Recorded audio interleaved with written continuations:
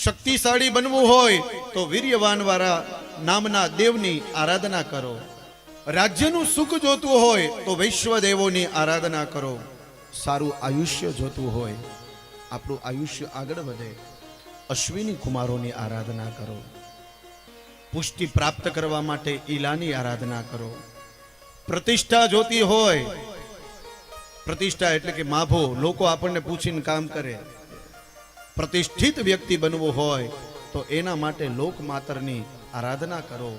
સારું રૂપ જોતું હોય તો ગંધર્વોની આરાધના કરો. જેના લગ્ન ન થયા હોય એના માટેની વાત છે. સારી સ્ત્રી પ્રાપ્ત કરવી હોય તો ઉર્વશીની આરાધના કરો.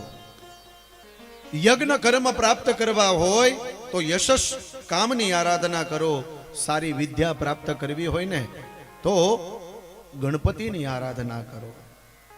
આપણા બાળકના અક્ષર સારા ન થતા હોય તો એને ગણપતિની પૂજા કરાવો, એના અક્ષર ધીરે ધીરે સુધરી જશે. સારું દાંપત્ય જીવન જીવવા માટે ઉમા માતરની એટલે કે શિવ અને પાર્વતીની આરાધના કરો.